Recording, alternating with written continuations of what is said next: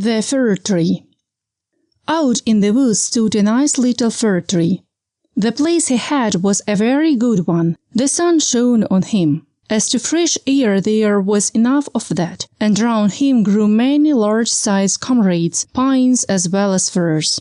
But the little fir wanted so very much to be a grown-up tree. He didn't think of the warm sun and of the fresh air. He didn't care for the little cottage children that ran about and prattled when they were in the woods looking for wild strawberries. The children often came with a whole pitcher full of berries, or a long row of them threaded on a straw, and sat down near the young tree and said, "Oh, how pretty he is! What a nice little fir!" But this was what the tree couldn't bear to hear. At the end of a year he had shot up a good deal, and after another year he was another long bit taller. For with fir trees one can always tell by the shoots how many years old they are. "Oh, were I but such a high tree as the others are," sighed he, "then I should be able to spread out my branches, and with the tops to look into the wide world. Then would the birds build nests among my branches, and when there was a breeze, I could bend with as much stateliness as the others." Neither the sunbeams, nor the birds, nor the red clouds which morning and evening sailed above him, gave the little tree any pleasure. In winter, when the snow lay glittering on the ground, a hare would often come leaping along, and jump right over the little tree. Oh, that made him so angry! But 2 winters were past, and in the third, the tree was so large that the hare was obliged to go round it. To grow and grow, to get older and to be tall, thought the tree. That, after all, is the most delightful thing in the world.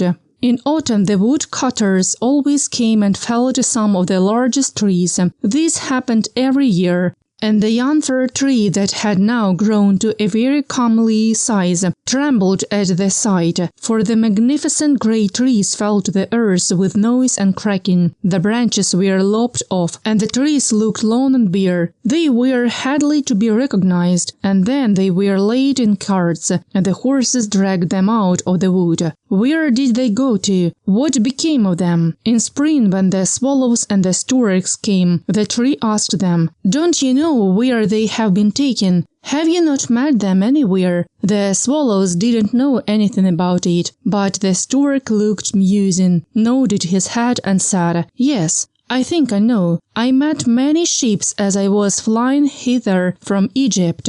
On the ships were magnificent masts, and I venture to assert that it was they that smelt so of fir. I may congratulate you, for they lifted themselves on high most majestically. Oh, were I but old enough to fly across the sea! But how does the sea look in reality? What is it like?"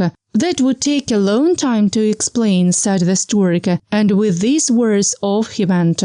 "Rejoice in thy growth," said the sunbeams, "rejoice in thy vigorous growth, and in the fresh life that moveth within thee." And the wind kissed the tree, and the dew wept tears over him, but the fir understood it not. When Christmas came, quiet young trees were cut down, trees which often were not even as large or of the same age as this fir tree, who could never rest, but always wanted to be off. These young trees, and they were always the finest looking, retained their branches. They were laid on carts, and the horses drew them out of the wood. "Where are they going to?" asked the fir. "They are not taller than I." There was one indeed that was considerably shorter. "And why do they retain all their branches? Whither are they taken?" We know," chirped the sparrows. "We have peeped in at the windows in the town below. We know whither they are taken. The greatest splendor and the greatest magnificence one can imagine await them. We peeped through the windows, and saw them planted in the middle of the warm room, and ornamented with the most splendid things, with gilded apples,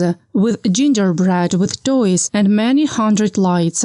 "And then?" asked the fir tree, trembling in every bough. "And then? What happens then?" "We didn't see anything more. It was incomparably beautiful." "I would fain know if I am destined for so glorious a career," cried the tree, rejoicing. "That is still better than to cross the sea. What a longing do I suffer! We are Christmas but come. I am now tall, and my branches spread like the others that were carried off last year. Oh, were I but already on the cart! Were I in the warm room, with all the splendor and magnificence! Yes, then something better, something still grander, will surely follow. Or wherefore should they thus ornament me? Something better, something still grander must follow. Oh, how I long, how I suffer! I do not know myself what is the matter with me. Rejoice in our presence, said the air and the sunlight. Rejoice in thy own fresh youth. But the tree didn't rejoice at all. He grew and was green both winter and summer. People that saw him said, "What a fine tree!" And towards Christmas he was one of the first that was cut down. The axe struck deep into the very pith. The tree fell to the earth with a sigh. He felt a pang. It was like a swoon. He couldn't think of happiness, for he was sorrowful at being separated from his home, from the place where he had sprung up.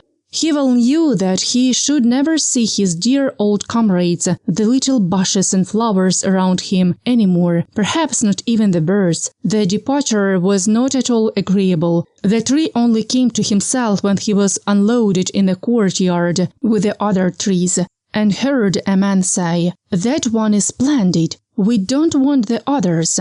Then 2 servants came in rich livery and carried the fir tree into a large and splendid drawing-room. Portraits were hanging on the walls, and near the white porcelain stove stood 2 large Chinese vases with lions on the covers. There, too, were large easy chairs, silken sofas, large tables full of picture books and full of toys, worth hundreds and hundreds of crowns. At least the children said so. And the fir tree was stuck upright in a cask that was filled with sand. But no one could see that it was a cask, for green cloth was hung all round it, and it stood on a large gaily colored carpet. Oh, how the tree quivered! What was to happen? The servants as well as the young ladies decorated it. On one branch there hung little nets cut out of colored paper, and each net was filled with sugar plums, and among the other boughs gilded apples and walnuts were suspended, looking as though they had grown there, and little blue and white tapers were placed among the leaves. Dolls that looked for all the world like men, the tree had never beheld such before, were seen among the foliage, and at the very top a large star of gold tinsel was fixed. It was really splendid, beyond description splendid. This evening, they all said, "How it will shine this evening!" Oh, thought the tree, if the evening were but come, if the tapers were but lighted. And then I wonder what will happen. Perhaps the other trees from the forest will come to look at me. Perhaps the sparrows will beat against the window panes. I wonder if I shall take root here, and winter and summer stand covered with ornaments. He knew very much about the matter, but he was so impatient that for sheer longing he got a pain in his back, and this with trees is the same thing as a headache with us. The candles were now lighted. What brightness! What splendor! The tree trembled so in every bough that one of the tapers set fire to the foliage. It blazed up famously. "Help! Help!" cried the young ladies, and they quickly put out the fire. Now the tree didn't even dare tremble. What a state he was in! He was so uneasy lest he should lose something of his splendor, that he was quite bewildered amidst the glare and brightness, when suddenly both folding doors opened and a troop of children rushed in, as if they would upset the tree. The older persons followed quietly, the little ones stood quite still, but it was only for a moment. Then they shouted that the whole place re-echoed with their rejoicing. They danced around the tree, and one present after the other was pulled off. What are they about? Thought the tree. What is to happen now? And the lights burned down to the very branches, and as they burned down they were put out one after the other, and then the children had permission to plunder the tree. So they fell upon it with such violence that all its branches cracked. If it hadn't been fixed firmly in the ground, it would certainly have tumbled down. The children danced about with their beautiful playthings. No one looked at the tree except the old nurse, who peeped between the branches, but it was only to see if there was a fig or an apple left that had been forgotten. A story, cried the children, drawing a little fat man towards the tree. He seated himself under it and said, "Now we are in the shade, and the tree can listen to. But I shall tell only one story. Now, which will you have? That about Ivedy, or about Humpy Dumpy, who tumbled downstairs and yet after all came to the throne and married the princess?" "Ivedy, cried some. "Humpy Dumpy," cried the others. There was such a bawling and screaming. The fir tree alone was silent, and he thought to himself, "Am I not to bawl with the rest? Am I to do nothing whatever?" For he was one of the company and had done what he had to do. And the man told about Humpy Dumpy that tumbled down, who notwithstanding came to the throne, and at last married the princess, and the children clapped their hands and cried, "Oh, go on, go on!" They wanted to hear about Ivedy too, but the little man only told them about Humpy Dumpy. The fir tree stood quite still and absorbed in thought. The birds in the wood had never related the like of this. Humpy Dumpy fell downstairs, and yet he married the princess. Yes, that's the way of the world, thought the fir tree, and believed it all because the man who told the story was so good-looking. Well, who knows, perhaps I may fall downstairs too and get a princess as wife. And he looked forward with joy to the morrow, when he hoped to be decked out again with lights, playthings, fruits, and tinsel. I won't tremble tomorrow, thought the fir tree. I will enjoy to the full all my splendor. Tomorrow I shall hear again the story of Humpy Dumpy, and perhaps that of Ivedy too. And the whole night the tree stood still and in deep thought. In the morning the servant and the housemaid came in. Now then the splendor will begin again, thought the fir. But they dragged him out of the room and up the stairs into the loft, and here, in a dark corner where no daylight could enter, they left him. What's the meaning of this? Thought the tree. What am I to do here? What shall I hear now, I wonder? And he leaned against the wall lost in reverie. Time enough had he too for his reflections, for days and nights passed on, and nobody came up. And when at last somebody did come, it was only to put some great trunks in a corner out of the way. There stood the tree quite hidden. It seemed as if he had been entirely forgotten. This now winter out of doors, thought the tree. The earth is hard and covered with snow. Man cannot plant me now, and therefore I have been put up here under shelter till the spring time comes. How thoughtful that is! How kind man is, after all! If it only were not so dark here and so terribly lonely, not even here. And out in the woods it was so pleasant, when the snow was on the ground, and the hare leaped by, yes, even when he jumped over me. But I didn't like it then. It is really terribly lonely here. Squeak, squeak, said a little mouse, at the same moment peeping out of his hole. And then another little one came. They snuffed about the fir tree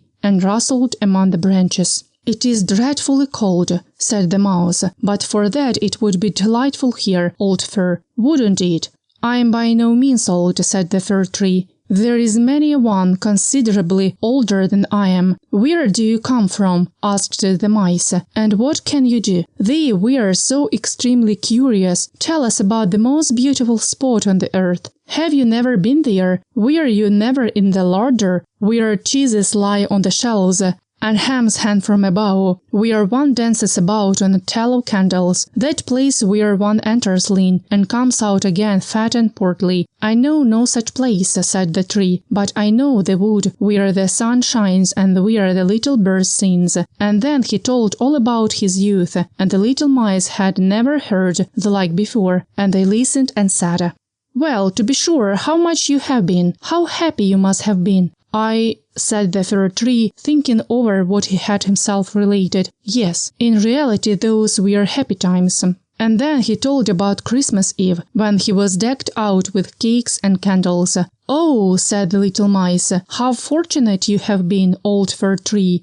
"I am by no means old," said he. "I came from the wood this winter. I'm in my prime, and am only rather short for my age." "What delightful stories you know," said the mice. And the next night they came with 4 other little mice, who were to hear what the tree recounted. And the more he related, the more he remembered himself, and it appeared as if those times had really been happy times. "But they may still come, they may still come. Humpy Dumpy fell downstairs, and yet he got a princess," and he thought at the moment of a nice little birch tree growing out in the woods. To the fir that would be a real charming princess. "Who is Humpy Dumpy?" asked the mice. So then the fir tree told the whole fairy tale, for he could remember every single word of it. And the little mice jumped for joy up to the very top of the tree. Next night 2 more mice came, and on Sunday 2 rats even. But they said the stories were not interesting, which vexed the little mice. And they too now began to think them not so very amusing either. "Do you know only one story?" asked the rats. "Only that one," answered the tree. "I heard it on my happiest evening, but I didn't then know how happy I was. It is a very stupid story. Don't you know one about bacon and tallow candles? Can you tell any larger stories?" "No," said the tree. "Then goodbye," said the rats, and they went home. At last the little mice stayed away also, and the tree sighed. "After all, it was very pleasant when the sleek little mice sat round me and listened to what I told them. Now that too is over, but I will take good care to enjoy myself when I am brought out again." But when was that to be? Why, one morning there came a quantity of people and set to work in the loft. The trunks were moved, the tree was pulled out and thrown, rather hard, it is true, down on the floor, but a man drew him towards the stairs, where the daylight shone. "Now a merry life will begin again," thought the tree. He felt the fresh air, the first sunbeam, and now he was out in the courtyard. All passed so quickly, there was so much going on around him, the tree quite forgot to look to himself. The court adjoined a garden, and all was in flower. The roses hung so fresh and odorous over the balustrade. The lindens were in blossom. The swallows flew by and said, "Queer wheat, my husband is come." But it was nor the fir tree that they meant. "Now then I shall really enjoy life," said he exultingly, and spread out his branches. But alas, they were all withered and yellow. It was in a corner that he lay among weeds and nettles. The golden star of tinsel was still on the top of the tree, and glittered in the sunshine. In the courtyard some of the merry children were playing, who had danced at Christmas round the fir tree, and were so glad at the sight of him. One of the youngest ran and tore off the golden star. "Only look what is still on the ugly old Christmas tree," said he, trampling on the branches so that they all cracked beneath his feet. And the tree beheld all the beauty of the flowers, and the freshness in the garden. He beheld himself, and wished he had remained in his dark corner in the loft. He thought of his first youth in the wood, of the merry Christmas Eve, and of the little mice who had listened with so much pleasure to the story of Humpy Dumpy. This over, this past. Had I but rejoiced when I had reason to do so, but now this passed, and the gardener's boy chopped the tree into small pieces. There was a whole heap lying there. The wood flamed up splendidly under the large brewing copper, and it sighed so deeply. Each sigh was like a shot. The boys played about in the court, and the youngest wore the gold star of his breast which the tree had had on the happiest evening of his life. However, that was over now. The tree gone, the story at the end. All was over. Every tale must end at last.